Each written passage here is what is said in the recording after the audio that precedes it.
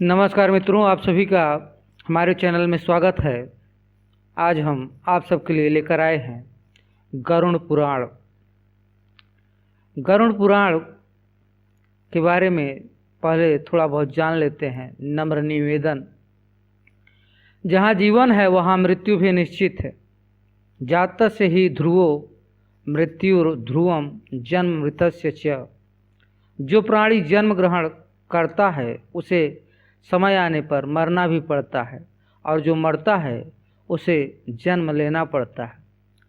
पूर्व जन्म का यह सिद्धांत सनातन धर्म की अपनी विशेषता है।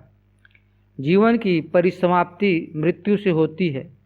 इस ध्रुव सत्य को सभी ने स्वीकार किया है और यह प्रत्यक्ष भी दिखाई पड़ता है। इसलिए काल मृत्यु से आक्रांत मनुष्य की रक्षा करने में औषध, तपश्चर्या, दान और माता पिता एवं बंधु बांधव आदि कोई भी समर्थ नहीं है। नौषधम न तपो दानम न माता न च बांधवा शक्नुवन्ति परित्रांतुम नरम कालेन पीड़ितम। पद्म पुराण 266 127। जीवात्मा इतना सूक्ष्म होता है कि जब वह शरीर से निकलता है उस समय कोई भी मनुष्य उसे अपने चर्म चक्षुओं से देख नहीं सकता, और यही जीवात्मा अपने कर्मों के भोगों को भोगने के लिए एक अंगुष्ठ पर्व परिमित अतिवाहिक सूक्ष्म अतीन्द्रिय शरीर धारण करता है। तत्क्षणात् सो अथ गृह्णाति शारीरम चातिवाहिकम अंगुष्ठ पर्व मात्रम तु स्व प्राणैरेव निर्मितम। स्कंद पुराण 1-2-50-62। जो माता पिता के शुक्र शोणित द्वारा बनने वाले शरीर से भिन्न होता है। वायुग्रसारी तद्रूपम देह मन्यत प्रपद्यते तत्कर्म यातनार्थे च न मातृपितृ संभवम। ब्रह्मा पुराण 2:14-46। इस अतीन्द्रिय शरीर से ही जीवात्मा अपने द्वारा किए हुए धर्म और अधर्म के परिणाम स्वरूप सुख दुख को भोगता है, तथा इसी सूक्ष्म शरीर से पाप करने वाले मनुष्य याम्य मार्ग की यातना भोगते हुए यमराज के पास पहुँचते हैं। एवं धार्मिक जन प्रसन्नतापूर्वक सुख भोग करते हुए धर्मराज के पास जाते हैं। साथ ही यह भी बात ध्यान देने योग्य है कि केवल मनुष्य ही मृत्यु के पश्चात अतिवाहिक सूक्ष्म अतीन्द्रिय शरीर धारण करते हैं, और उसी शरीर को यम पुरुषों के द्वारा याम्य पद से यमराज के पास ले जाया जाता है। अन्य प्राणियों को नहीं, क्योंकि अन्य प्राणियों को यह सूक्ष्म शरीर प्राप्त ही नहीं होती। वे तो तत्काल दूसरी योनियों में जन्म पा जाते हैं। पशु पक्षी नाना तिर्यक योनियों के प्राणी मृत्यु के पश्चात वायु में विचरण करते हुए पुनः किसी योनि विशेष में जन्म ग्रहण हेतु उसे योनि के गर्भ में आ जाते हैं। केवल मनुष्य को अपने शुभ और अशुभ कर्मों का अच्छा बुरा परिणाम इहलोक और परलोक में भोगना पड़ता है।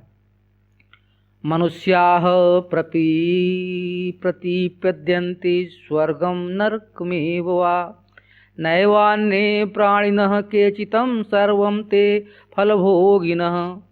शुभानां ओ कर्मणां भृगुनन्दनं संचयः क्रियते लोके मनुष्यैरेव केवलं। तस्मान् मनुष्यस्तु मृतोऽयं लोकं प्रपद्यते नान्यम प्राणी महाभागम फलयोन व्यवस्थितः।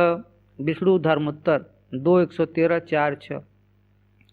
अपने कर्मों के फलस्वरूप मृत्यु के पश्चात जीवात्मा सूक्ष्म शरीर धारण करके स्वर्ग या नरक भोगता है, और तत्पश्चात उसका पुनर्जन्म होता है या उसे मोक्ष की प्राप्ति होती है।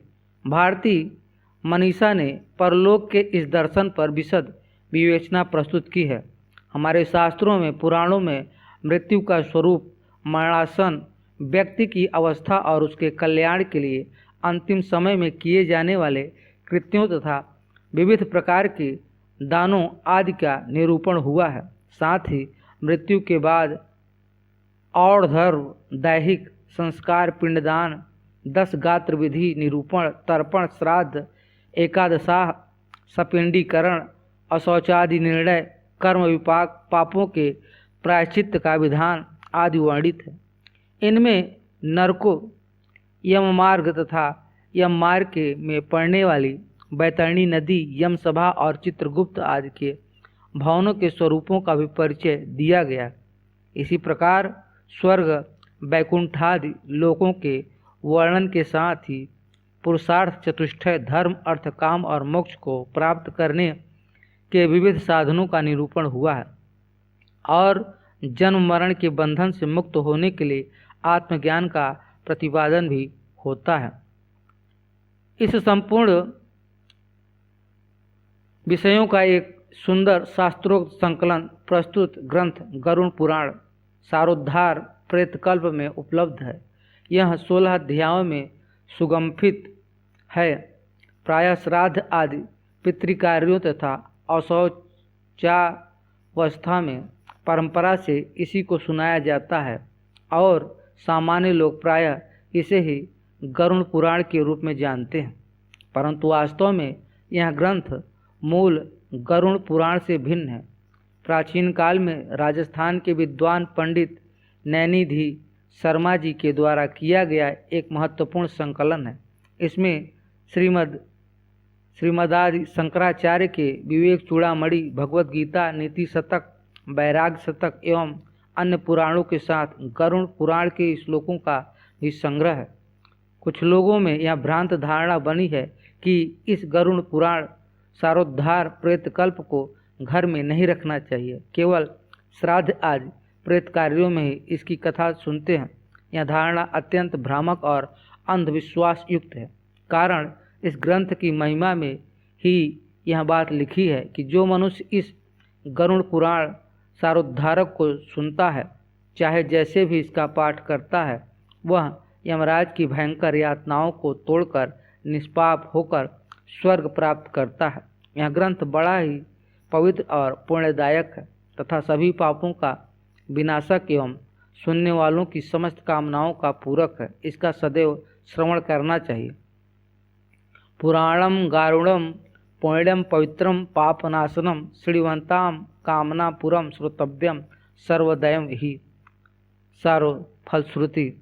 11 गरुड़ पुराण सारोद्धार का श्रावणी रूप एवं और्ध्वदैहिक कृत्य पितरों को मुक्ति प्रदान करने वाला, पुत्र विषयक अभिलाषा को पूर्ण करने वाला तथा इस लोक और परलोक में सुख प्रदान करने वाला है।